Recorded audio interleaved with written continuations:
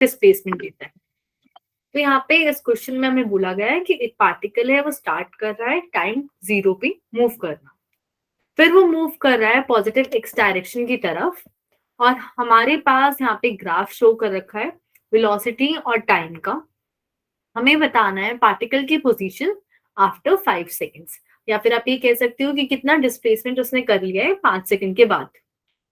तो यहाँ पे वही क्वेश्चन हम कंसिडर कर रहे हैं, अगर मेरे को यहाँ पे डिस्प्लेसमेंट निकालनी है और वेलोसिटी और टाइम का ग्राफ है, तो हमें एरिया कैलकुलेट करना है। ये पॉइंट क्लियर है ना सबको? ठीक। तो यहाँ पे देखो, अगर आप देखो अजीब सी शेप बन रही है, तो हमें इस शेप को ना ऐसे तोड़ना है कि हम कोई फिगर बना सकते हैं, जैसे रेक्टेंगल, स्क्वायर, ट्राइंगल, कोई भी बना सकते हो जिसका आपको एरिया का फॉर्मूला पता है, और फिर आप कैलकुलेट करोगे। जैसे इस फिगर को तोड़ने के अलग अलग तरीके हैं। या तो आप क्या करो, यहाँ पे एक ट्राइंगल बना दिया हमने, फिर हमने क्या किया, यहाँ पे एक ट्राइंगल बना दिया, 2 ट्राइंगल बन गए, ये बीच में एक रेक्टेंगल बन गया और ऊपर भी एक रेक्टेंगल बन गया। ऐसे करेंगे तो हमें 4 चीजों का एरिया निकालना पड़ेगा। दूसरा ऑप्शन क्या है, इसको इरेज कर देते हैं। दूसरा ऑप्शन है कि हमने क्या लिया, ये वाला एक फिगर ले ली। अब इसमें हम लोग क्या कर सकते हैं, इसको एक ट्रेपीजियम लिया हमने, ये ट्राइंगल है, और ये हमारे पास ऊपर एक और रेक्टेंगल आ गया। फिर और कौन सा तरीके से हम निकाल सकते हैं, कितने पार्ट्स में हम डिवाइड कर सकते हैं यहाँ पे शेप को? कोई सजेस्ट करना चाहता है कि और कैसे डिवाइड कर सकते हैं?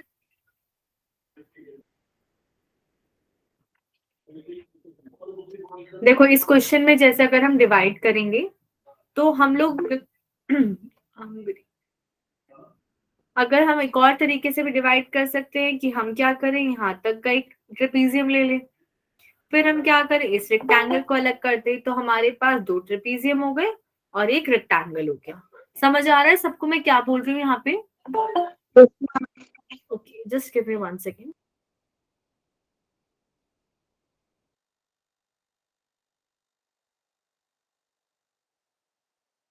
ओके, तो यहाँ पे हमने मल्टीपल शेप्स ली हैं और उनसे हम लोग एरिया निकाल सकते हैं। तो ध्यान रखना, आपके पास चाहे कोई भी शेप बनी हो, आपको उसके नीचे का पूरा एरिया निकाल, तो आपको शेप में ऐसे, उस शेप को ऐसे डिवाइड करना है अलग अलग पार्ट्स में, ताकि हम अलग अलग फॉर्मूलाज लगा सकें। तो फॉर एग्जाम्पल यहाँ पे हमें क्वेश्चन में पूछा हुआ है कि हमें डिस्प्लेसमेंट निकालना है उस टाइम तक का जब टाइम 5 सेकेंड्स हो चुके हैं। तो सिर्फ यहां तक का एरिया निकालना है, उसके बाद के एरिया की हमें जरूरत नहीं है। ये पॉइंट क्लियर है सबको? Yes ma'am. तो अब यहाँ तक का एरिया निकालना है, तो आप लोग मेरे को बताओगे हम कौन सी शेप्स ले सकते हैं एरिया निकालने के लिए?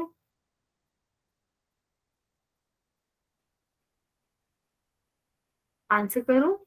सिर्फ ये लेफ्ट वाली साइड का बनाना है एरिया।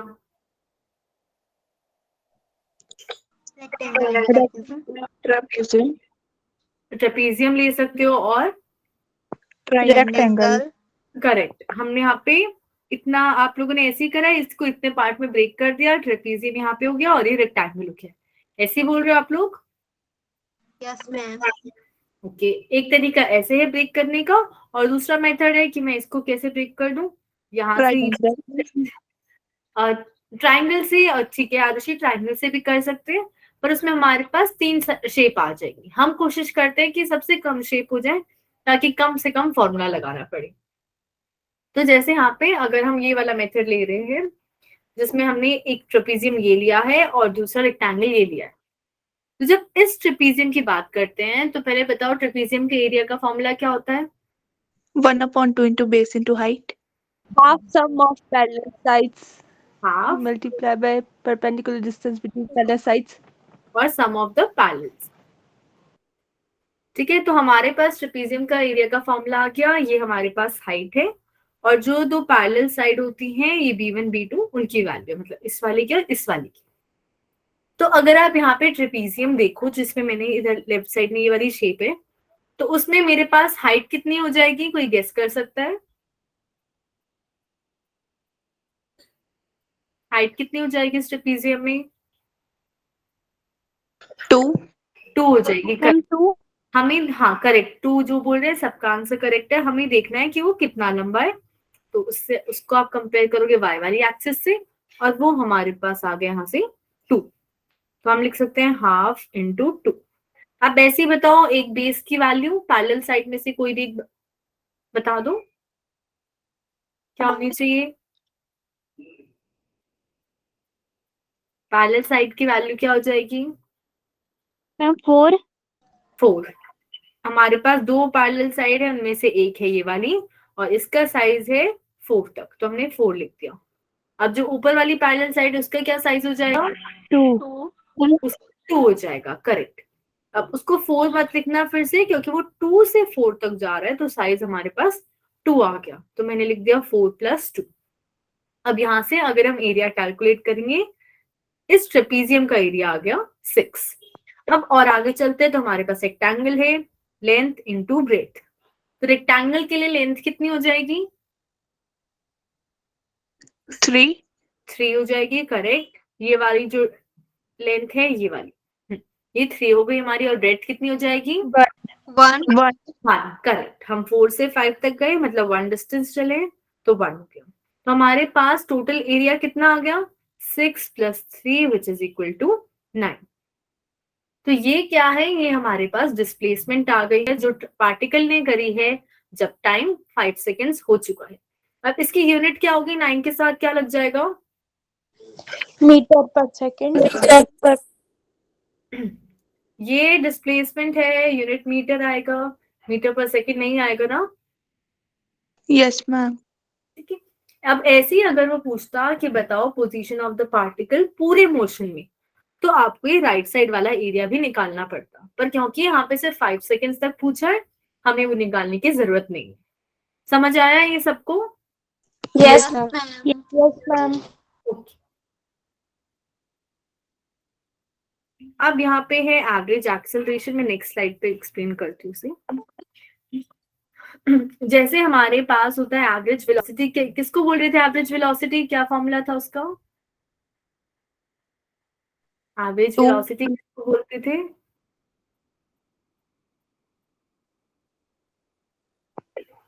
बोलो। Sum of all velocity upon total time taken. Average velocity होती थी या एवरेज डिस्प्लेसमेंट? आप जो फॉर्मूला बोल रहे हो, मैं एवरेज वेलोसिटी का पूछ रही हूँ, आप बोल रहे हो सारी वेलोसिटीज को ऐड कर देंगे और टाइम से डिवाइड कर देंगे। Sum of all displacement upon total time taken. Total displacement upon total time करते थे, तो हमारे पास एवरेज वेलोसिटी आती थी। अब अगर एवरेज एक्सेलरेशन करना है, तो हम क्या करेंगे? Total velocity upon total time, या फिर हम लिख सकते हैं कि हमारे पास जो फाइनल वेलोसिटी क्या है वो वाली value minus initial velocity upon final time minus initial time, इससे टोटल वेलोसिटी आ गई और इससे टोटल टाइम आ गया। फॉर्मूला क्लियर है एवरेज एक्सेलरेशन का? Yes ma'am. अब अगर हमें इंस्टेंटेनियस एक्सेलरेशन की बात करनी है, तो इंस्टेंटेनियस का मतलब क्या होगा?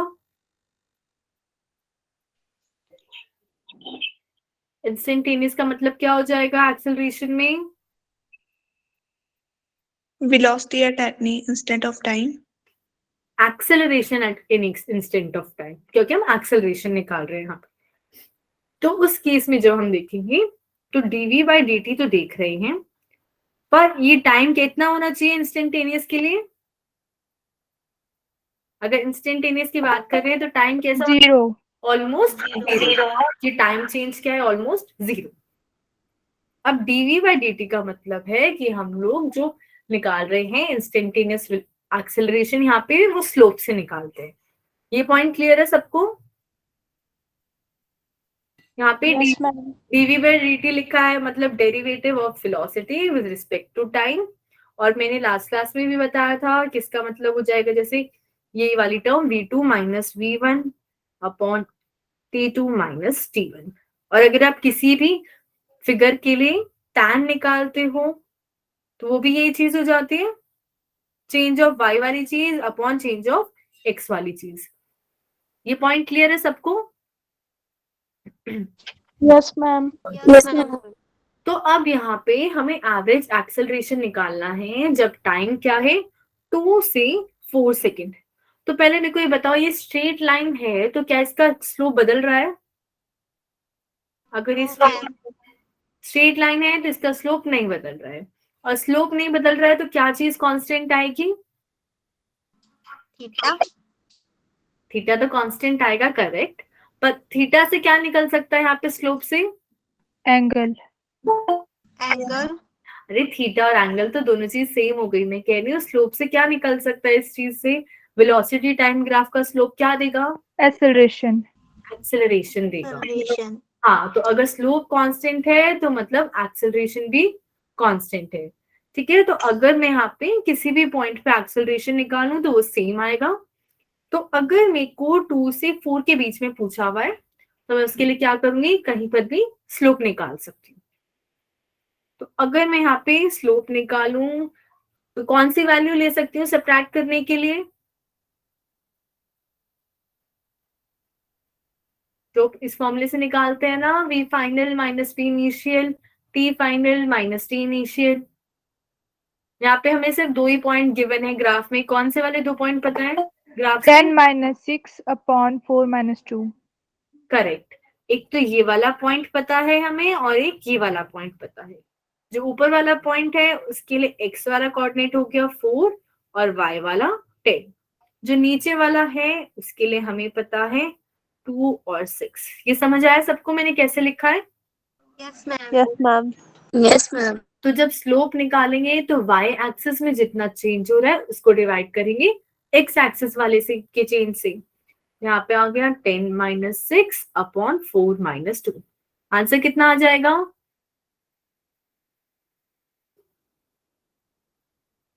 2। 2। तो हमारे पास 2 क्या आ रहा है ये? 4/2।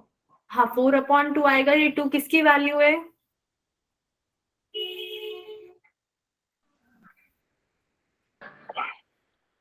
मैम 2। एक्सेलरेशन की। हम स्लोप निकाल रहे थे, स्लोप से हमें एक्सेलरेशन मिल रहा है, तो हमें एक्सेलरेशन मिल गया 2 मीटर पर सेकेंड स्क्वायर।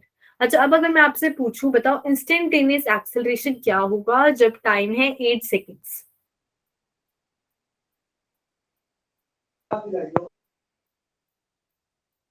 बताओ 8 सेकेंड्स पे क्या होगा एक्सेलरेशन? 2 ही होगा, क्योंकि यहाँ पे स्लोप हर जगह सेम है। तो अगर मैं कहीं पर भी इंस्टेंटेनियस एक्सेलरेशन निकाल रही हूँ तो सब जगह सेम ही वैल्यू आएगी। समझ आया ये सबको? Yes ma'am. ओके, अब आगे चलते हैं। यहाँ पे हमारे पास एक क्वेश्चन है। Vishnu is cycling in a straight line with a velocity of 5 meter per second. Then at time t equals to 0, a stiff wind blows, causing him to accelerate as seen in the diagram below. What is his velocity after the wind has blown for 9 seconds? मतलब विष्णु ने start किया cycling इतनी velocity से, उसके बाद ये कब थी उसकी वेलोसिटी? जब टाइम 0 था। जैसे ही टाइम 0 हुआ हमारे पास क्या हुआ, एक एक्सेलरेशन मिला विष्णु को, और उसके कारण जो उसकी साइकिल तो उसके ऊपर कितने टाइम तक एक्सेलरेशन लग रहा है? क्वेश्चन से बताओ कितने टाइम तक एक्सेलरेशन लग रहा है? 9 सेकेंड्स तक पूछा है ना इसने, तो 9 सेकेंड्स तक लग रहा है क्वेश्चन के अकॉर्डिंग। क्लियर है ये point? Yes ma'am. Yes ma'am. तो अब हमें यहाँ पे पूछा है वेलोसिटी बतानी है आफ्टर 9 सेकेंड्स, मतलब 0 से 9 तक उसकी कितनी वेलोसिटी चेंज। तो फॉर एग्जांपल जब हम वेलोसिटी टाइम ग्राफ बना रहे थे उसमें जब स्लोप निकालते, सॉरी उसमें जब हम एरिया निकालते थे तो हमें क्या मिलता था? Velocity time acceleration. एरिया पूछ रही हूँ अब मैं। डिस्प्लेसमेंट। वेलोसिटी टाइम ग्राफ का एरिया हमें डिस्प्लेसमेंट देता था, तो वो बताता था कि जब इतने टाइम से इतना टाइम हो गया तो हमारा डिस्टेंस या डिस्प्लेसमेंट कितना चेंज हुआ। तो अगर मेरे पास मैं एक्सेलरेशन को टाइम से मल्टीप्लाई करूं तो कौन सी चीज आनी चाहिए, सोच के बताओ।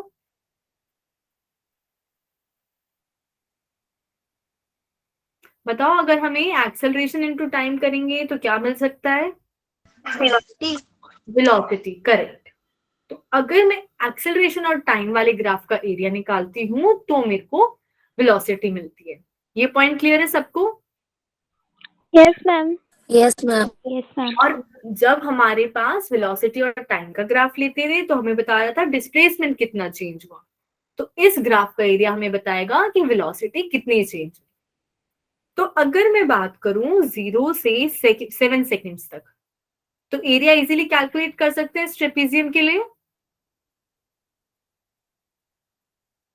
कर सकते हैं या नहीं कर सकते हैं? ओके, तो मैं फिर से यहाँ पे फॉर्मूला लिख देती हूँ ट्रेपेजियम के एरिया का, हाफ इंटू हाइट और सम ऑफ पैरेलल साइड। अब सिर्फ 7 सेकेंड्स तक आप एक बार ट्राई करो कि ट्रेपेजियम का एरिया क्या आ रहा है, फिर मैं आप लोग को कराऊंगी। मैं 2 मिनट्स का टाइम दे रही हूँ, सब लोग ट्राई करो प्लीज 7 सेकेंड्स तक का एरिया।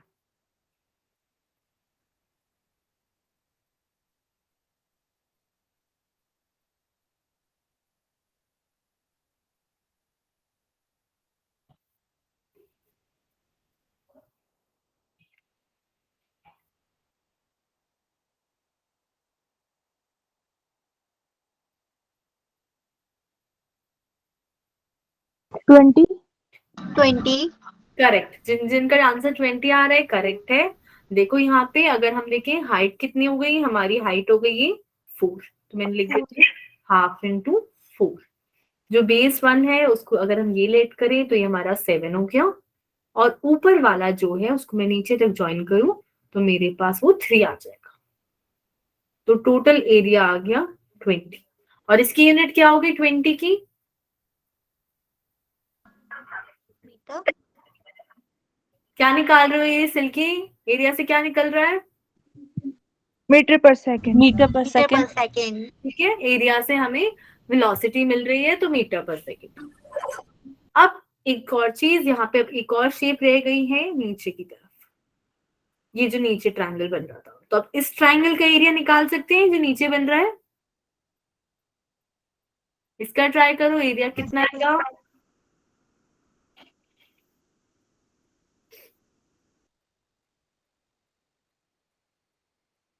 -2।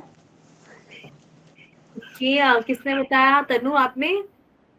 Yes ma'am.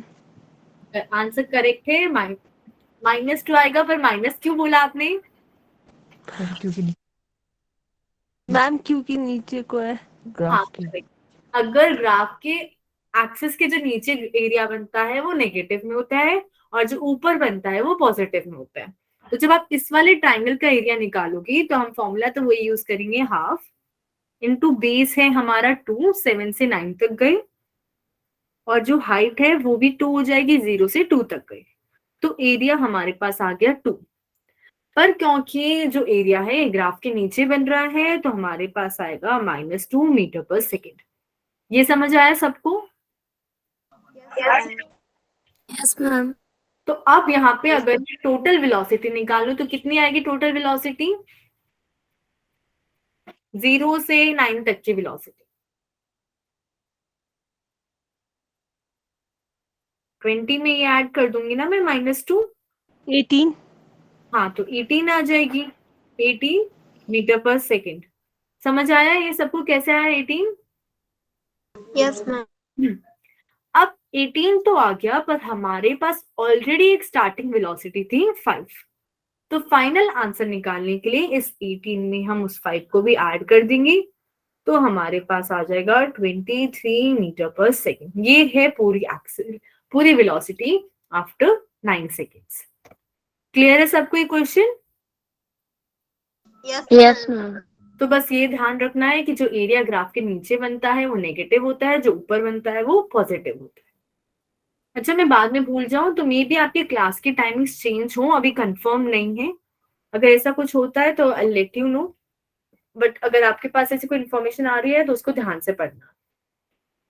ओके, ये उसी का सोल्यूशन है। अब यहाँ पे क्वेश्चन है हमारे पास, the position vector of a particle changes with time according to the relation 15t² I cap plus 4 minus 20t² j cap. What is the magnitude of the acceleration at time 1? तो अगर मैं यहाँ पे बता, ये r किसकी value दे रखी है? कोई बता सकता है ये पूरी वैल्यू किस चीज की है?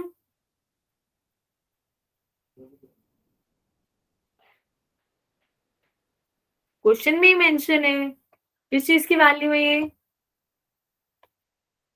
Position vector.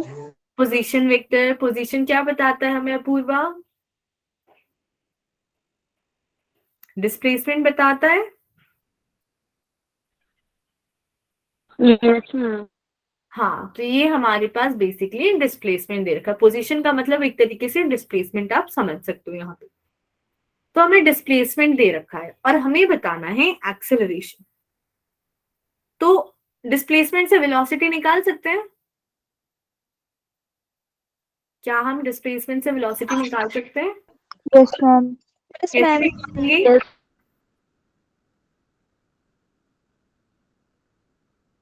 कैसे निकालेंगे डिस्प्लेसमेंट से velocity?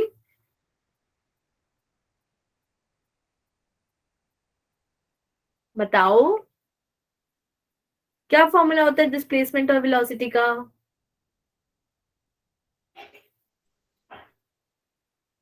Force into acceleration.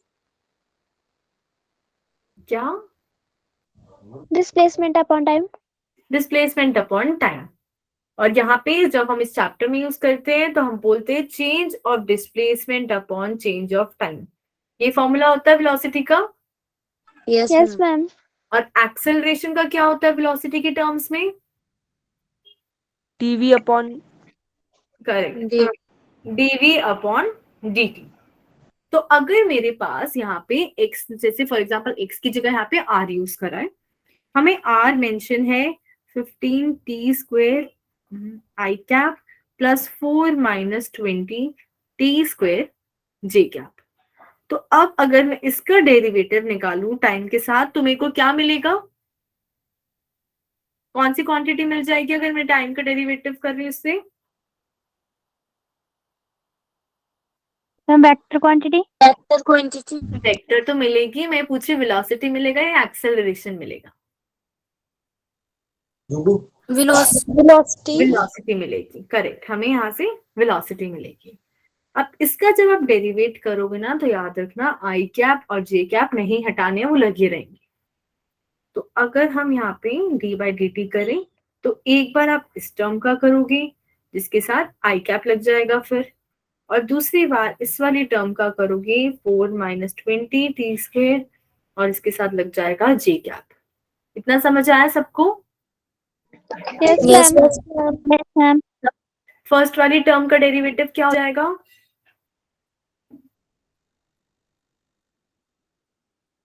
Thirty T. Correct, 30t हो जाएगा। यहाँ से 2 पावर आगे मल्टीप्लीकेशन में आ गई तो 30t हो गया। और सेकंड वाली टर्म का?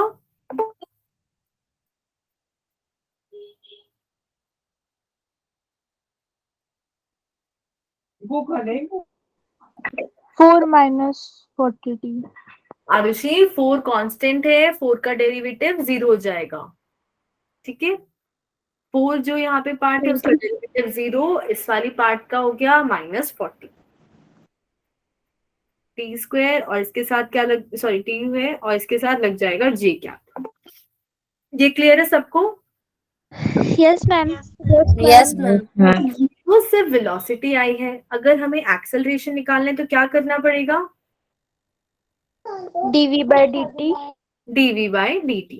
तो इसका डेरिवेटिव करो, क्या आएगा?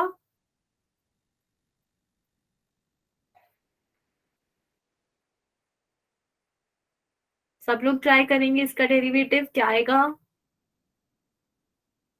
1 आई कैप। 1 कैसे आएगा? 30 भी तो लगा हुआ है।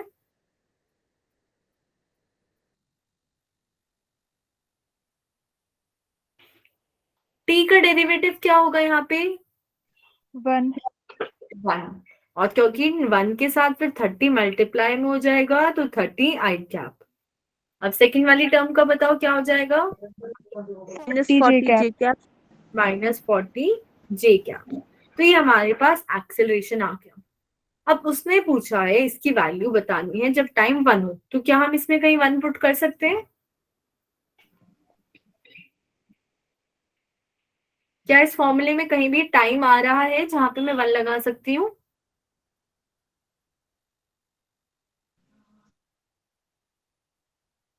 बस यही बता दो, टाइम आ रहा है या नहीं आ रहा है?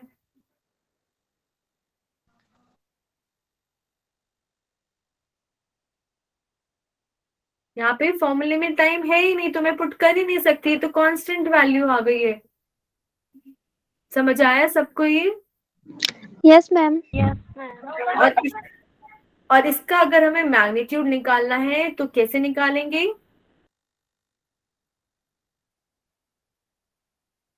मैग्नीट्यूड कैसे निकालते हैं एक वेक्टर का?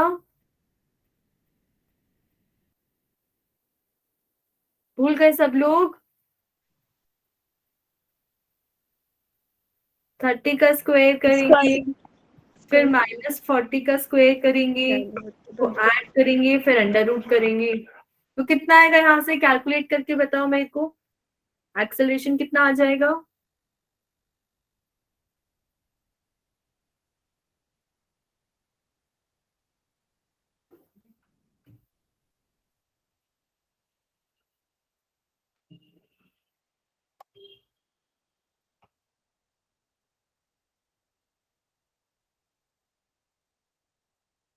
जल्दी बताओ, ये तो सिंपल क्वेश्चन है।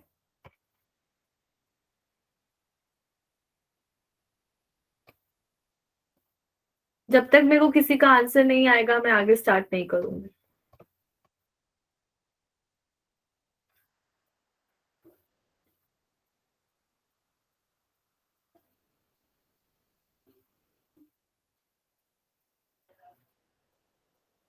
अरे कोई तो बोलो, कहाँ गए सब लोग?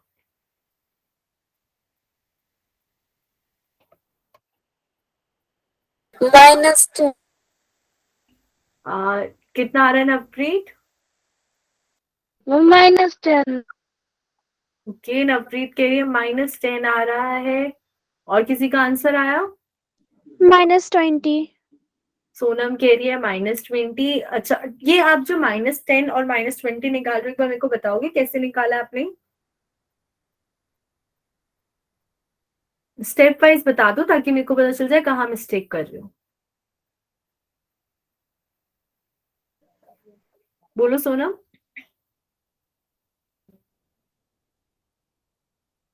नवप्रीत आप बता दो। मैम 30 का स्क्वायर करके फिर उसको माइनस कर देना। क्यों माइनस क्यों किया? मैम क्योंकि प्लस माइनस माइनस माइनस होता है।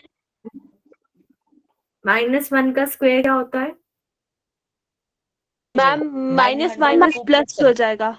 मैम 900 को प्लस करेंगे मैम माइनस माइनस प्लस हो जाएगा, means -40 into -40 equals to +40 plus 600 1600। Tanu, आपके पीछे कौन आंसर बोल रहा है? मैम मेरा भाई है। कौन सी क्लास में है वो? Ma'am 8th। तो आपसे एक्सपेक्ट कर रही हूँ मैं आंसर, वो आपको हेल्प क्यों कर रहा है? वो छोटा है, आप छोटे हो? मैम वो उसमें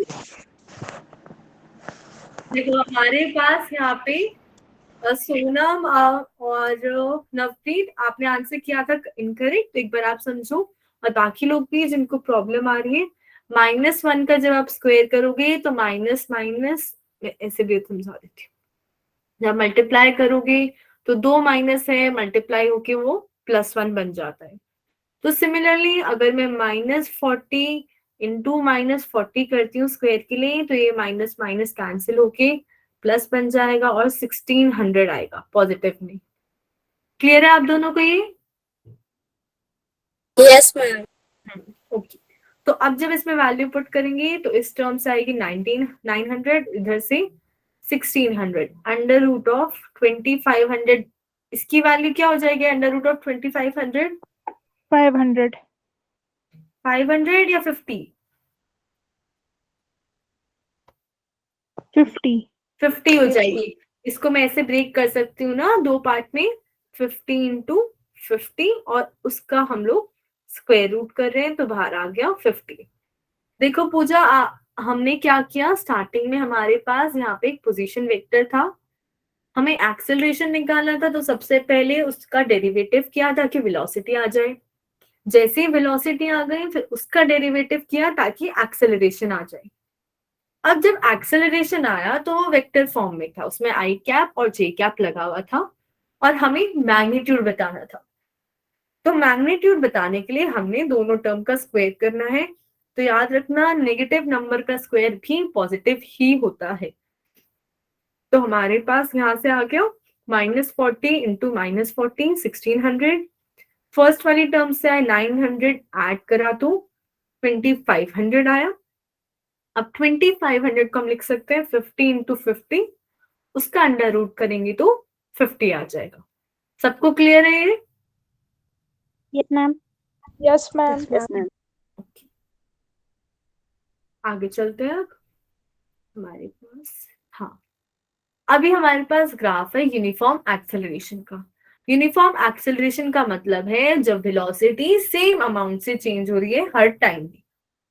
जैसा वो ग्राफ था कि अगर ये वाला जो ग्राफ था टाइम और वेलोसिटी का, कि अगर मैं 2 सेकेंड वेलोसिटी को चेंज कर रही हूँ तो हर 2 सेकेंड में वेलोसिटी 10 से ही चेंज हो रही है। तो ऐसे केस में जो एक्सेलरेशन होता है वो हमें कांस्टेंट मिलता है, एक पर्टिकुलर वैल्यू। ये समझ आया सबको? Yes, ma'am. Yes, ma'am. Slope constant था, तो अगर हम यहाँ पे देखें तो टाइम बदल रहा है पर उस टाइम के साथ हमारे पास या एक्सेलरेशन नहीं बदल रहा है, एक्सेलरेशन की वैल्यू फिक्स आ रही है। अब अगर इस ग्राफ से मैं एरिया निकालूं, एरिया इंटू टाइम, तो मेरे पास क्या मिल जाएगा जो लास्ट क्वेश्चन में हमने यूज किया, चेंज इन वेलोसिटी, कि इस टाइम पे कितनी वेलोसिटी थी और फिर बाद में कितनी हो गई, फाइनल माइनस इनिशियल। क्लियर है ये सबको? Yes, ma'am. ओके। अब यहाँ पे कुछ पर्टिकुलर ग्राफ है। तो सबसे पहली चीज हमने यहाँ पे डिस्प्लेसमेंट और टाइम का ग्राफ लिया है, वेलोसिटी कहीं नहीं है, और डिस्प्लेसमेंट अपॉन टाइम का जब स्लोप लेंगे तो हमारे पास वेलोसिटी आएगी which is equal to tan theta. अब एक एक करके सब ग्राफ्स को देखते हैं। सबसे पहले है स्टेशनरी बॉडी का ग्राफ। स्टेशनरी का मतलब क्या होता है? Rest. रेस्ट पे। तो हम लोग क्या कर रहे हैं, अगर वो मान लेते हैं कि वो स्टार्टिंग में अगर 5 मीटर पे था तो टाइम बढ़ता जा रहा है, वो टाइम बढ़ता जा रहा है यहाँ पे, पर उसकी पोजीशन फिक्स हो गई है, वो नहीं बदल रही है। तो हमें कांस्टेंट वाले फंक्शन का ग्राफ मिला, एक पैरेलल लाइन मिल गई। फर्स्ट वाला ग्राफ सबको क्लियर है? Yes, ma'am. फिर सेकेंड ग्राफ लेते हैं, हमारे पास यहाँ पे है body moving with a constant velocity. Constant velocity का मतलब है जो डिस्प्लेसमेंट और टाइम है उसका स्लोप कांस्टेंट है। स्लोप कांस्टेंट का मतलब हमें स्ट्रेट लाइन मिल रही है और यहाँ पे हर इक्वल ऑफ टाइम इंटरवल में इक्वल ही डिस्प्लेसमेंट चेंज हो रहा है। ये वाला ग्राफ भी सबको क्लियर है? ओके। अब देखो body moving with a constant acceleration, तो इसकी शेप ऐसी होती है, आप इसको ऐसे भी समझ सकते हो कि हमारे पास होता है s equals to ut plus half, आगे क्या आता है 80 square. 80 स्क्वायर। तो अगर मेरे पास एक्सेलरेशन होती है बॉडी में तो डिस्प्लेसमेंट और टाइम के बीच में क्वाड्रेटिक कंडीशन आ जाती है कि s डिपेंड्स ऑन t की पावर 2। ये समझ आया? Yes, ma'am. Yes, ma'am. Quadratic का ग्राफ कैसा होता है? पैराबोला। क्वाड्रेटिक का ग्राफ पैराबोला होता है, बताया था मैंने कि ऐसा ग्राफ बनेगा पैराबोला।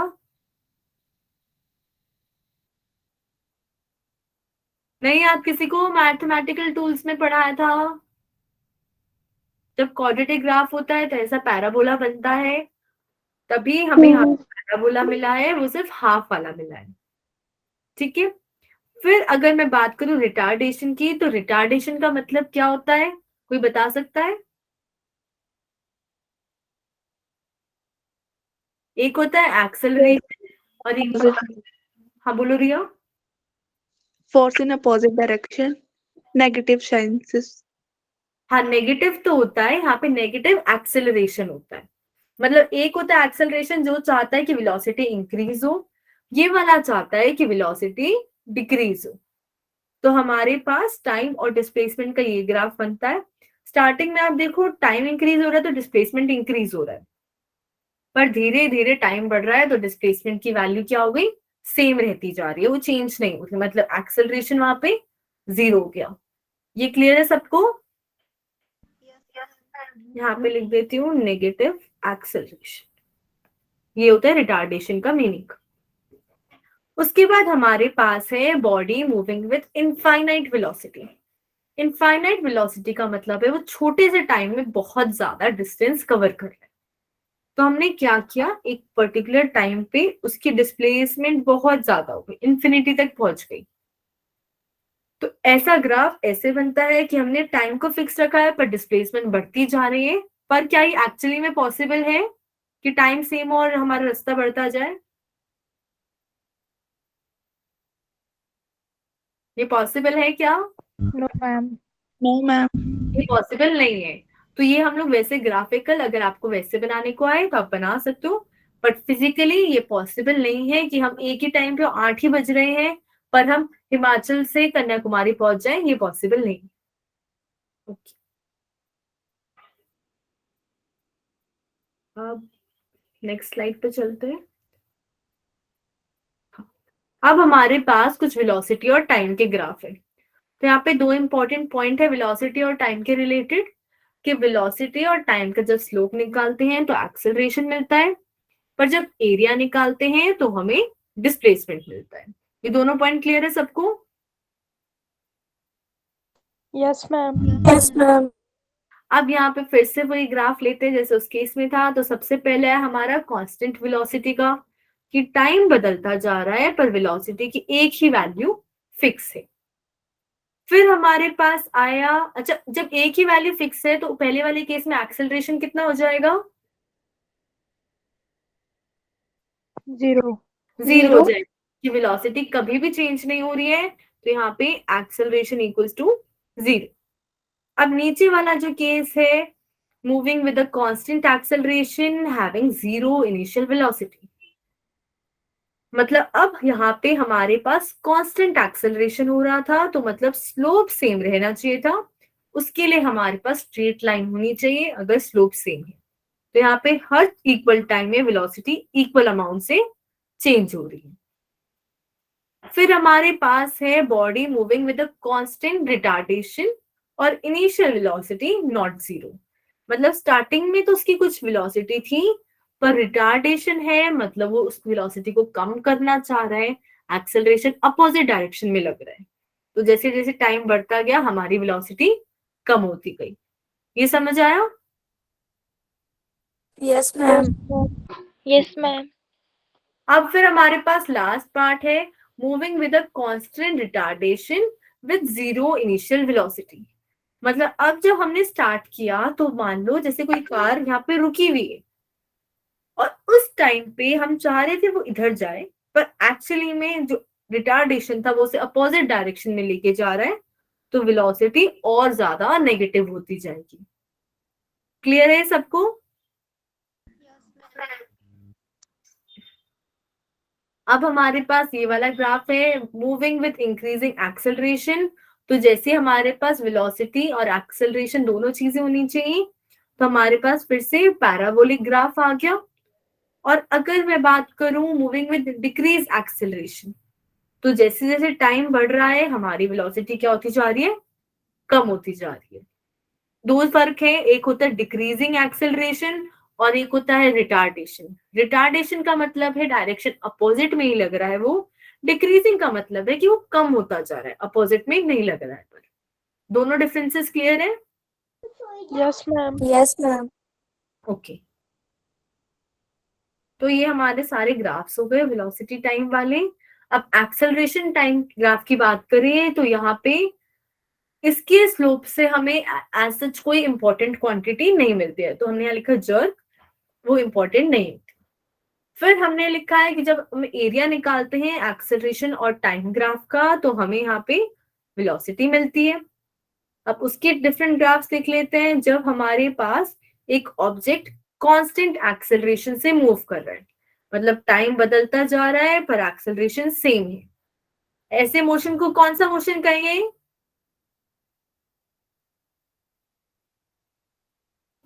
अच्छा, मैं ऑप्शन देती हूँ, यूनिफॉर्म मोशन या फिर uniform acceleration. Uniform acceleration. Correct, ऐसे मोशन को कहते हैं यूनिफॉर्म एक्सेलरेशन, जब जो वेलोसिटी है वो इक्वल अमाउंट से चेंज हो रही है हर इक्वल अमाउंट ऑफ टाइम। अब यहाँ पे है when object is moving with constant increasing acceleration, मतलब टाइम के साथ एक्सेलरेशन सेम अमाउंट से बढ़ता जा रहा है, तो यहाँ पे इसका स्लोप कांस्टेंट आ गया। फिर हमारे पास है when object is moving with constant decreasing acceleration, तो स्लोप यहाँ पे भी सेम है, एंगल सेम है, पर यहाँ पे क्योंकि वो कम होता जा रहा है तो ऐसा ग्राफ बन रहा है। किसी को डाउट है ग्राफ्स में? No No, ma'am. ma'am. अब यहाँ पे है equations for uniformly accelerated motion. हमारे पास यहाँ पे हमने क्या किया है, एक बॉडी थी, वो इनिशियली यूज वेलोसिटी से जा रही थी और उसके बाद उसके ऊपर एक्सेलरेशन लगा ए उसी डायरेक्शन में, तो एक्सेलरेशन लगा तो उसकी वेलोसिटी कुछ इंक्रीज हो गई और फाइनल वेलोसिटी हो गई v। और जब एक्सेलरेशन लग रहा है उसके पास वेलोसिटी भी है, तो इस पूरे टाइम में उसने डिस्टेंस कवर कर लिया s। ये समझ आ गया सबको? Yes ma'am. ठीक, तो यहाँ पे हमने स्टार्ट किया कि जब टाइम 0 था तो हमारी इनिशियल वेलोसिटी u है, फिर हमारे पास क्या है, एक्सेलरेशन कांस्टेंट कंसिडर किया है यहाँ पे हमने, फाइनल वेलोसिटी v है, s डिस्प्लेसमेंट हो गई टोटल इस पूरे टाइम में। और अगर हम कोऑर्डिनेट्स के टर्म में बात करें तो xf हमारा फाइनल कोऑर्डिनेट है पोजीशन का और xi इनिशियल, मतलब अगर 2 मीटर से 4 मीटर गया तो 2 मीटर मेरा xi हो गया, 4 मीटर मेरा xf हो गया। फिर हमारे पास 3 इक्वेशंस ऑफ मोशन होती हैं, v equals to u plus at, s equals to ut plus half at square, and last one है v square minus u square equals to 2as। इसमें किसी को डाउट? No ma'am. अब जो हमारे पास सबसे पहली सेकंड नंबर पे इक्वेशन थी s equals to ut, Arushi बोल रही है, चैट में रिपीट कर दो। क्या बोल रहे हो? मैम आरुषि बोल रही है, चैट में की रिपीट कर दो। ओके ठीक है, हाँ मैं ये कह रही हूँ आरुषि, देखो हमने यहाँ पे स्टार्ट किया कि हमने कंसिडर करा है जो स्टार्टिंग वाली वेलोसिटी है वो u है, उसके बाद कुछ एक्सेलरेशन लग रहा था तो उसकी वेलोसिटी इंक्रीज होके v हो गई, और जो टोटल डिस्प्लेसमेंट हो रहा था इस पूरे टाइम में वो था s। तो हमने एक तरीका है कि हम डिस्प्लेसमेंट को s बोले, और दूसरा तरीका है कि इनिशियली अगर वो पॉइंट था 2 मीटर पे और फाइनली गया वो 4 मीटर पे, तो ये पूरा डिस्टेंस है s, और इसी के लिए ये मेरा इनिशियल कोऑर्डिनेट हो गया पोजीशन का और ये मेरा फाइनल कोऑर्डिनेट हो गया पोजीशन का। अभी इतना ही एक्सप्लेन करा है मैंने। और फिर अगर मैं इस s को ऐसे भी लिख सकती हूँ ना, xf माइनस xi, ये क्लियर है सबको? मैंने xf माइनस xi कैसे लिखा, ये इक्वल नहीं होगा, ठीक है, कि मैं उनका डिफरेंस भी लिख सकती हूँ जो पोजीशन कोऑर्डिनेट्स आ रहे हैं। तो जो मेरी फर्स्ट सेकंड वाली इक्वेशन थी s equals to ut plus half at square, उसमें मैं s को लिख सकती हूँ xf माइनस xi, और उसी से मेरे पास ये वाली इक्वेशन आ गई। यहां तक किसी को डाउट है या कोई चाहता है किसी पॉइंट को रिपीट कर दूं?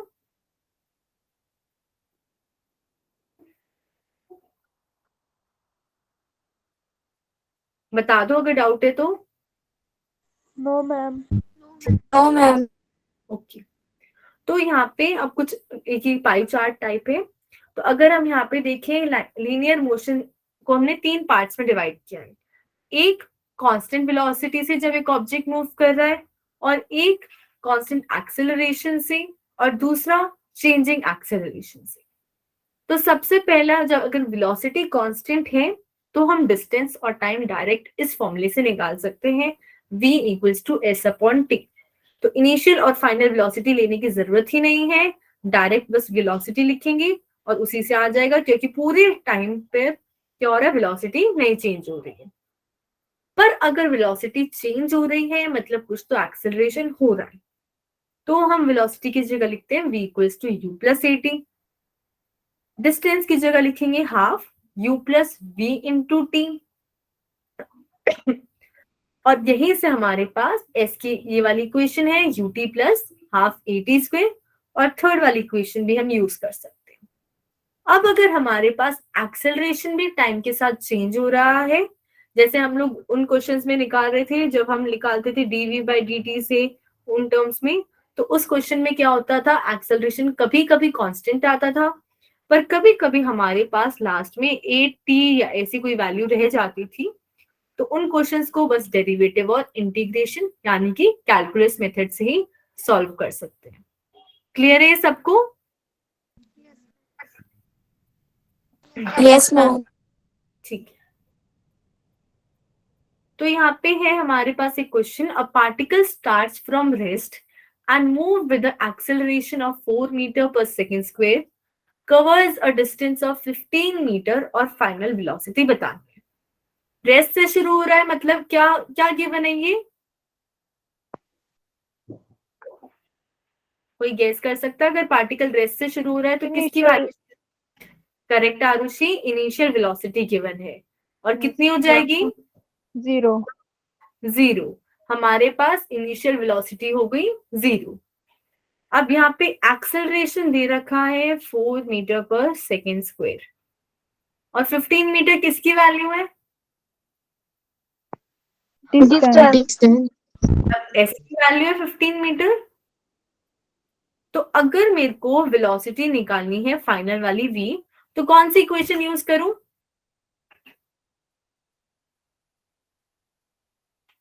बताओ, अगर फाइनल वेलोसिटी निकालनी है तो कौन सी इक्वेशन यूज करनी चाहिए?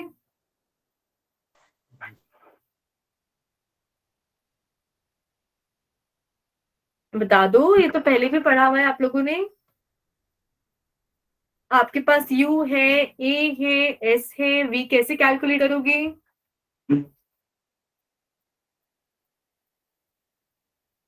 कौन कौन सी इक्वेशन ऑफ मोशन होती है बताओ? V square minus U square V equals to square. square. Correct, b square minus U square equals to 2as। क्योंकि इस वाले क्वेश्चन में आपको u भी गिवन है, a भी गिवन है, s भी गिवन है, और बस एक ही चीज निकालनी है v स्क्वायर। तो हम लोग इसमें वैल्यू पुट कर देते हैं, तो हमारे पास आएगा v स्क्वायर। इनिशियल वेलोसिटी क्या है?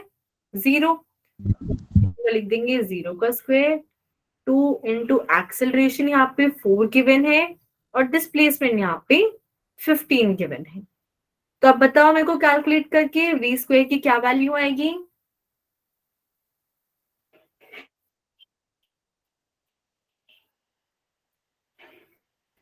क्या आ रहा है answer?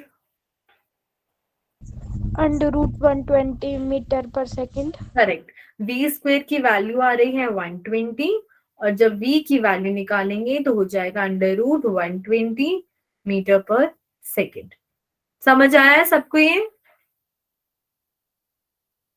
Yes ma'am. Yes, ma'am. Okay,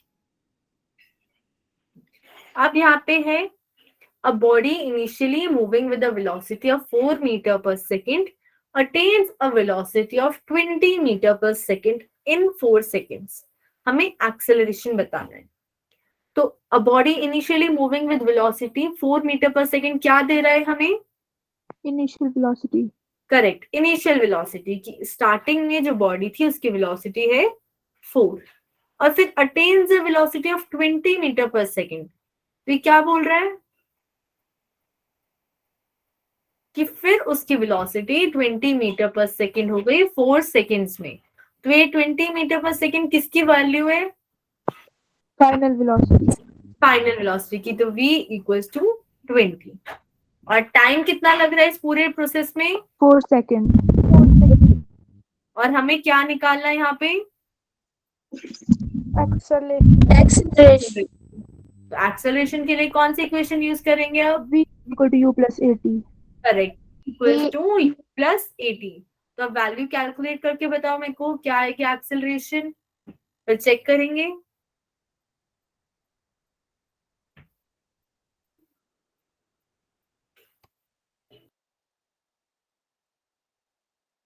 twenty.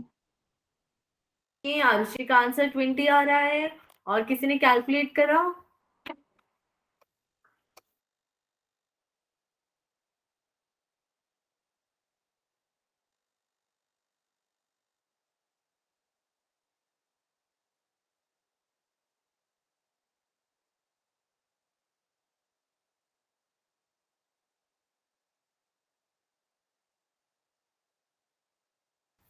और किसी ने कैलकुलेट नहीं किया? सिंपल मैथ्स है ये तो। v equals to U plus 80 में बस वैल्यू पुट करनी है। मैं वैल्यू भी पुट कर देती हूँ यहाँ पे।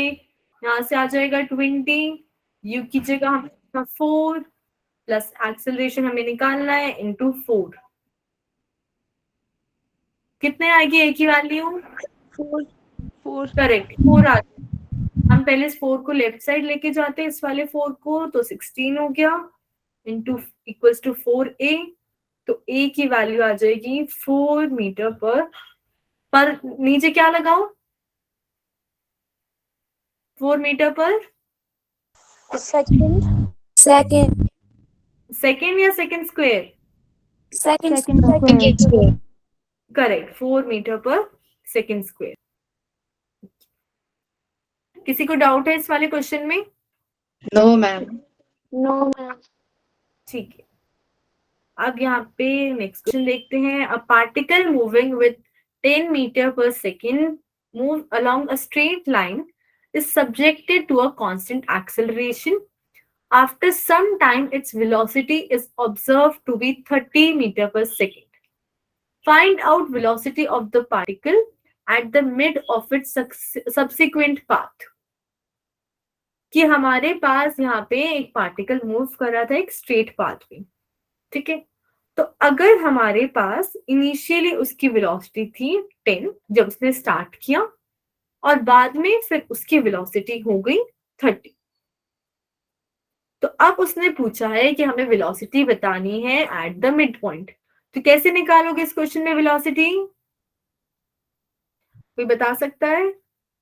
आप लोग गेस कर सकते हो, गलत होगा तो मैं हेल्प कर दूंगी। अगर जिसको बोलने में प्रॉब्लम हो रही है वो चैट बॉक्स में भी लिख सकता है कि कैसे निकाल सकते हैं।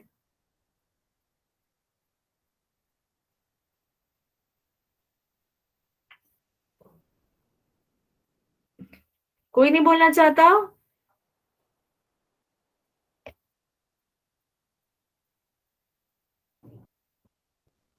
आरुषि, सिल्की, तनु, नवदीप और कोई स्टूडेंट तो वैसे ही आंसर नहीं करता है। Apoorva minus u square equals to 2s. अच्छा, तनु कह रही है v square minus U square equal to 2a। तो यहाँ पे अगर हमें ये निकालना है, हमें एक्सेलरेशन तो नहीं पता है, तो क्या करेंगे? और हमें ना तो डिस्टेंस पता है।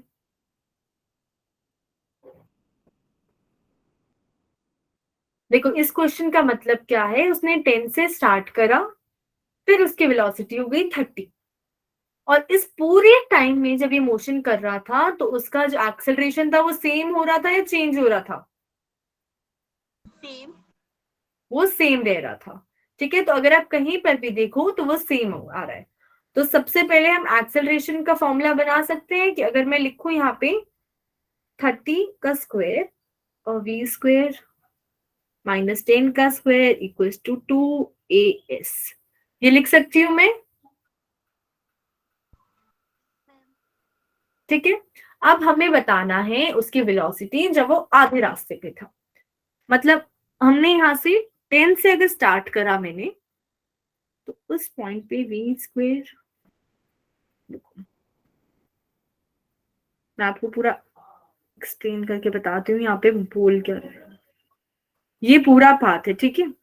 जो उसकी स्टार्टिंग वेलोसिटी है वो है 10, फाइनल वेलोसिटी है 30, और अगर ये पूरा पाथ कुछ भी आप वैल्यू ले लो, फॉर एग्जांपल टी नहीं d है, तो उसने पूछा है इसके एग्जैक्टली मिड पॉइंट पे मतलब d/2 पे उसकी वेलोसिटी क्या होगी, यहाँ पे बता। ये समझ आया? Yes, ma'am. और इस पूरे रास्ते में एक्सेलरेशन सेम लग रहा है a। तो अगर मैं सबसे पहले इक्वेशन बनाऊं सिर्फ यहां से यहां तक की, और मान लेते हैं कि इस बीच वाले पॉइंट पे उसकी वेलोसिटी है v, तो इस पहले वाले पाथ के लिए इनिशियल वेलोसिटी क्या हो गई? 10। और फाइनल वेलोसिटी क्या हो जाएगी? 30. मैं सिर्फ फर्स्ट वाले पाथ की बात कर रही हूँ, ये जो छोटे वाला है d/2. वेलोसिटी पूछ रही हूँ, v लिखा है ना, 15. हम अब वो निकालनी है वेलोसिटी। देखो हमने यहाँ पे v लिखा है, तो हमने लेट करा है कि सेंटर पॉइंट पे वेलोसिटी v हो गई। इतना समझ आया? Yes, ma'am. Yes, तो ma'am. यहाँ से यहाँ तक का जब हम करेंगे तो हमारे पास फाइनल वेलोसिटी v हो गई, इनिशियल वेलोसिटी 10 हो जाएगी, एक्सेलरेशन 2a है, और डिस्टेंस हो गया d/2। ये क्लियर है सबको? Yes, ma'am. और अगर मैं बात करूं इस रास्ते की यहां से यहां तक की, तो मेरे पास अब इनिशियल वेलोसिटी v हो गई, फाइनल वेलोसिटी 30 हो गई। तो मैं ऐसे लिख सकती हूँ 30 का स्क्वायर माइनस v का स्क्वायर इज इक्वल टू, फिर से एक्सेलरेशन सेम ही है, और इस टाइम पे रास्ता कितना हो गया फिर से d/2। आप कैलकुलेट कर सकते हैं इन दोनों से v की वैल्यू। अगर इन दोनों को मैं डिवाइड कर दूं तो हो सकता है। ठीक है, हमने क्या किया, इस वाली इक्वेशन और इस वाली इक्वेशन को डिवाइड कर दिया, तो मेरे पास एक इक्वेशन आ जाएगी कि v square minus 10 square equals to 30 square minus v square, और यहां से हम v की वैल्यू कैलकुलेट कर सकते हैं। तो जैसे यहां से आ जाएगा मेरे पास 2v square equals to 30 square plus 10 का स्क्वायर, 900 प्लस 100 कर देंगे हम लोग, कितना हो जाएगा 1000। 1000. Yes, ma'am. 2v स्क्वायर की वैल्यू आ गई 1000, तो v की वैल्यू कितनी आ जाएगी √500। क्लियर है सबको ये? Yes, ma'am. Yes, ma'am. तो बस ये समझना था कि यहां से यहां तक कि हमने एक बीच में वेलोसिटी ले ली, क्योंकि एक्सेलरेशन सेम लग रहा था, फिर उन्हीं दो वेलोसिटी को यूज करके हमने यहाँ पे एक्सेलरेशन वही सेम यूज कर। एक बार इस वाले क्वेश्चन को खुद भी ट्राई करना, मैंने एक्सप्लेन कर दिया है अभी, क्योंकि फिर नेक्स्ट क्लास का टाइम हो रहा है। अगर किसी को डाउट होगा तो हम नेक्स्ट वीक लेंगे, अदरवाइज आप मेरे को व्हाट्सएप भी कर सकते हो। Bye bye. Okay, ma'am. Bye, ma'am. Thank you, ma'am. Bye, ma'am.